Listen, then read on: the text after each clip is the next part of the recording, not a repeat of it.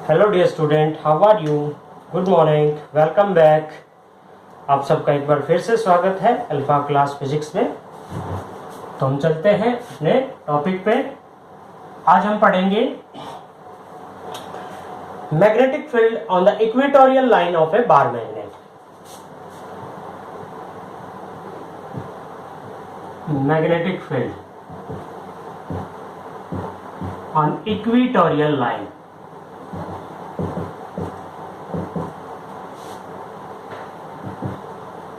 of a bar magnet। Okay, हमारे पास एक bar magnet है। Let us consider a bar magnet. ये north south pole है, 12 इसकी डिस्टेंस है, ये इसका सेंटर है। इसके सेंटर से इसके इक्वेटोरियली परपेंडिकुलरली इस पॉइंट पे मैग्नेटिक फील्ड फाइंड आउट करना है।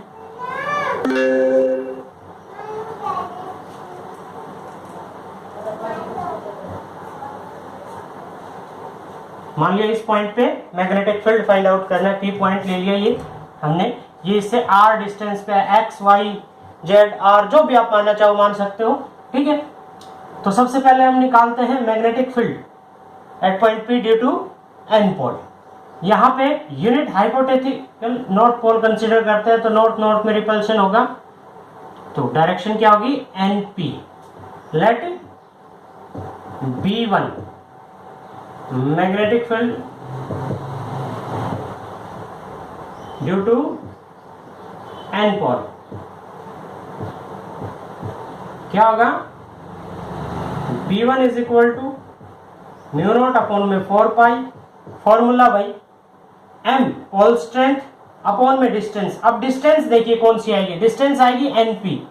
NP कितनी है, ये आपके पास है L, क्योंकि L इधर और L इधर, और ये R, तो ये क्या है अपने पास एक राइट ट्रायंगल और इसमें हाइपोटेन्यूज। हाइपोटेन्यूज क्या हो जाएगा आपका R square plus L square का स्क्वायर रूट।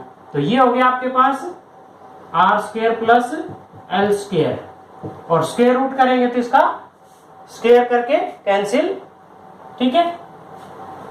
ये B1 की वैल्यू आ गई। सिमिलरली डायरेक्शन किधर होगी इसकी, N से P की तरफ, डायरेक्टेड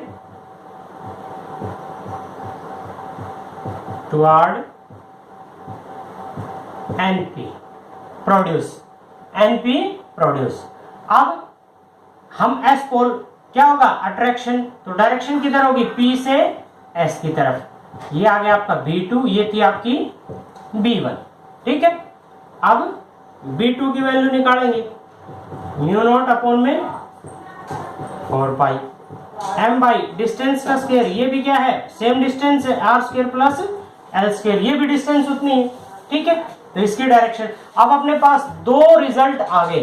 तो देखिए दो वेक्टर्स है, एक वेक्टर ये है B1, एक वेक्टर ये है आपके पास B2। तो सबसे पहले तो इनको दो कंपोनेंट्स में रिजोल्व करते हैं। दो कंपोनेंट में जब रिजोल्व करेंगे तो क्या होगा, B1 को दो कंपोनेंट में रिजोल्व किया तो एक कंपोनेंट तो ये हो गया B1 साइन थीटा। अब थीटा एंगल कौन सा होगा, तो देखिए ये अपने पास थीटा एंगल है, तो इसके साथ में ये जो बनाएगा ये भी क्या होगा आपका थीटा एंगल, ठीक है। इस तरह से, क्योंकि दो पैरेलल लाइंस इनको एक लाइन कट कर रही होती है, तो आपके पास ये एंगल और ये वाला जो एंगल है वो क्या होगा, सॉरी इधर वाला, ये एंगल इक्वल होगा, ठीक है। इस तरह से तो क्या होगा B1 साइन थीटा, और इसको दूसरे कंपोनेंट में रिजोल्व करेंगे तो B2 साइन थीटा, ठीक है। तो ये दो कंपोनेंट में रिजोल्व कर दिया, B1 को B1 साइन थीटा और B2 को B2 साइन थीटा। दूसरा कंपोनेंट B1 का क्या आ जाएगा, ये वाला B1 कोस थीटा, और ये क्या आ गया B2 कोस थीटा। B2 को दो कंपोनेंट में रिजोल्व कर दिया और B1 को भी दो कंपोनेंट्स में हमने रिजोल्व कर दिया। रिजोल्यूशन ऑफ वेक्टर आपने 11th क्लास में पढ़ा था, ठीक है। अब देखिए यहां से हम देखेंगे कि B1 is equal to B2, दोनों इक्वल है, तो क्या हो गया B1 sin theta and B2 sin theta are equal and opposite, so they cancel to each other, एक दूसरे को क्या कर देंगे cancel.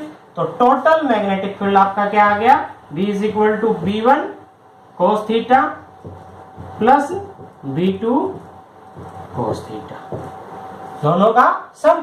B1 is equal to B2 है तो टोटल मैग्नेटिक फील्ड क्या आ गया, 2B1 cos theta. Values put कर दी, 2 इंटू म्यू नॉट अपॉन में 4 पाई m बाई डिस्टेंस का square r square plus l square into cos theta. cos theta देखिए अपने पास इस ट्रायंगल के अंदर cos थीटा क्या आएगा, cos थीटा किसके इक्वल होता है, पंडित बद्री प्रसाद हार बोले पाकिस्तान क्या है, भूखा और हिंदुस्तान हरा भरा। तो हम यहां पे क्या कर लेंगे, बेस अपॉन में हाइपोटेन्यूज। cos थीटा क्या होगा आपका, बेस अपॉन हाइपोटेन्यूज। तो cos थीटा किसके इक्वल होगा, बेस ये है आपके पास L और हाइपोटेन्यूज क्या है ये, यानी कि r square plus L square की पावर 1/2, स्क्वायर रूट को क्या लिख लिया 1/2। तो ये क्या आ गया आपके पास, B is equal to mu not upon में 4 पाई 2ml अपॉन में बेस से में तो पावर क्या हो जाएगी ऐड, 1 और 1/2 क्या आ गया 3/2। अब देखिए वी नो क्या जानते हैं, magnetic dipole moment. Magnetic dipole moment क्या होता है, m is equal to 2ml या m इंटू 2l। तो क्या लिख सकते हैं, magnetic field on the equatorial line. Equatorial line पे क्या आ गया, mu not upon 4 pi m by r square plus l square की power 3/2। If magnet is small, magnet is very small, magnet बहुत छोटी है यानी कि x is less than r, तो l को sorry l is less than r, तो l को क्या करते हैं नेग्लेक्ट। तो b इज इक्वल टू क्या आ गया आपके पास, mu not upon 4 pi m by r square, ये नेग्लेक्ट कर दिया, r स्क्वायर की पावर 3/2, स्क्वायर से ये कैंसिल हो गया तो स्क्वायर रूट क्या आ गया आपके पास r3। ये आ गया magnetic field on the equatorial line. अच्छा इनमें यदि अगर हम रेशियो निकाले एक्सियल लाइन में, तो एक्सियल लाइन में यहाँ क्या आया था 2m, ठीक है, तो रेशियो क्या आ जाएगा 1/2। ओके, तो आज हमने अभी क्या पढ़ा, magnetic field on the equatorial line of a bar magnet. It is similar to, किसके सिमिलर है, जो हमने इलेक्ट्रिक फील्ड इंटेंसिटी वाले चैप्टर के अंदर पढ़ा था, electric field on the equatorial line of a electric dipole, of an electric dipole. तो उसके बिल्कुल इक्वल है। अब चलते हैं अगले टॉपिक पे।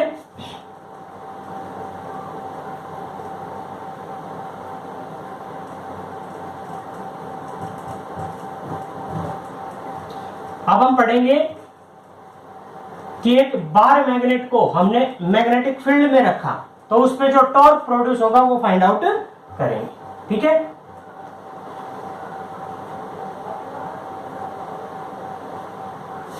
तो क्या क्वेश्चन है अपना, क्वेश्चन है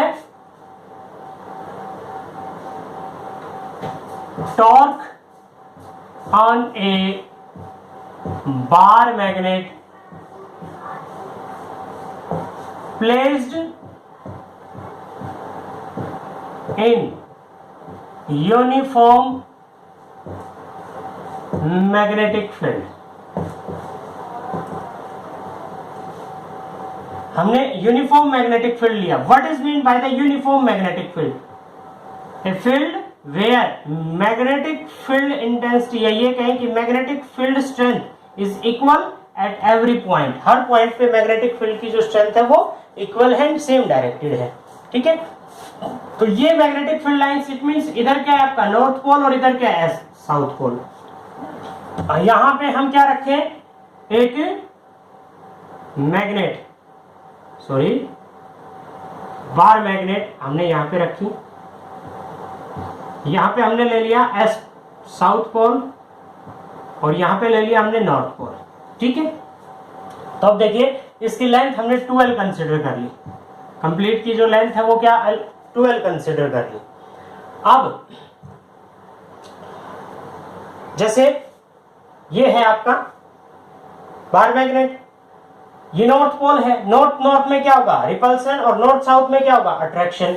तो ये साइड इसको इधर अट्रैक्ट करेगी और ये साइड इसको मैग्नेटिक फील्ड के कारण इधर अट्रैक्ट होगी और इसके ऊपर क्या प्रोड्यूस हो गया टॉर्क, एक टर्निंग फोर्स इस पे लगा और एंड गेट ट्विस्ट और ये क्या हो जाएगी ट्विस्ट। तो इस पॉइंट पे जो फोर्स लगेगा इसकी पोल स्ट्रेंथ कितनी है, तो फोर्स ऑन एन पोल कितनी लगेगी MB। जैसे हमने फर्स्ट यूनिट में पढ़ा क्या कि फोर्स किसके इक्वल था क्यू ई, इस चार्ज इस वाले पोल पे भी कितना फोर्स लगेगा MB। इसकी डायरेक्शन इधर है, इसकी डायरेक्शन इधर है, तो जो टॉर्क प्रोड्यूस होगा, टॉर्क क्या होता है फोर्स आइदर फोर्स कोई भी एक force into perpendicular distance.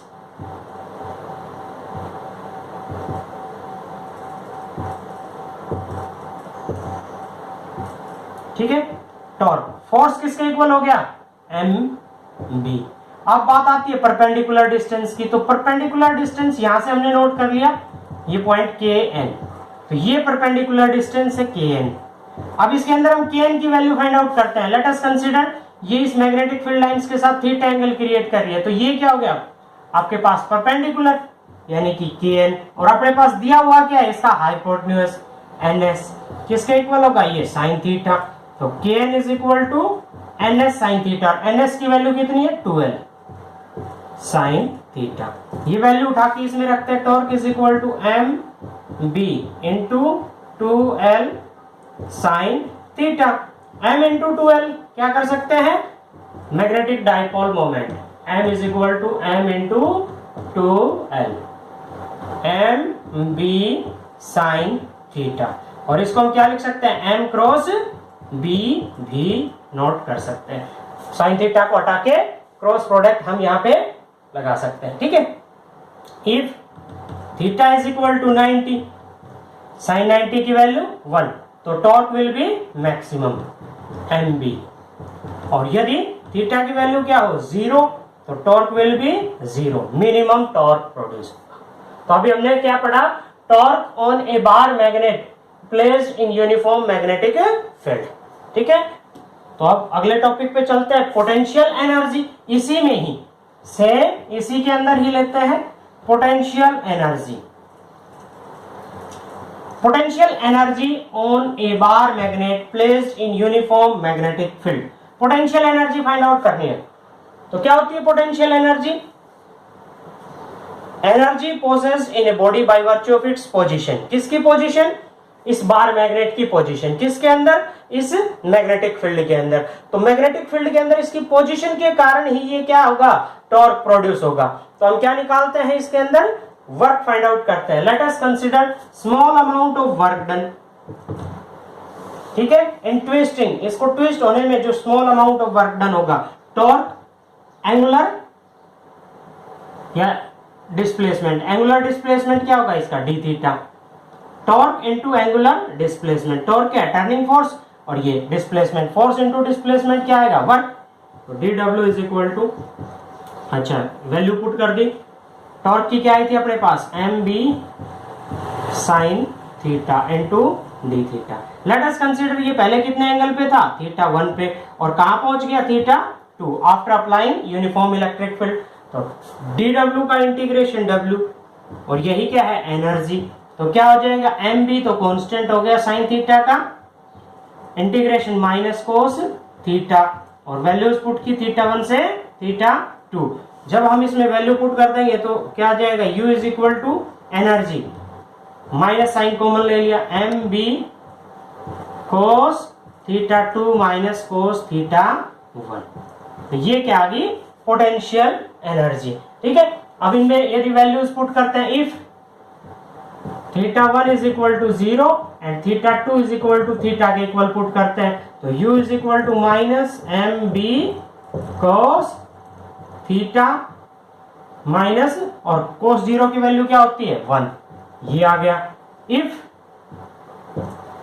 Theta 1 is equal to 90 and theta 2 is equal to theta के इक्वल पुट करते हैं, तो U is equal to minus B cos theta, theta 2 की जगह पे थीटा और थीटा 90, थीटा 1 की जगह पे 90 और कोस 90 की वैल्यू क्या होती है अपने पास 0।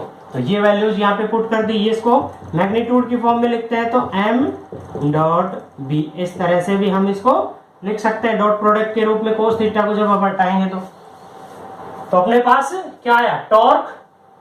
पिछले टॉपिक में तो हमने पढ़ा था टॉर्क और इस टॉपिक में हमने क्या पढ़ा potential energy of a bar magnet placed in uniform magnetic field. Okay, तो आज हमने क्या क्या पढ़ा कि एक बार मैग्नेट के इक्वेटोरियल पे पॉइंट पे कितनी मैग्नेटिक फील्ड होगी, किसी भी बार मैग्नेट को मैग्नेटिक फील्ड में रखते हैं तो उस पर कितना टॉर्क प्रोड्यूस होगा और उस टॉर्क की पोटेंशियल एनर्जी क्या होगी।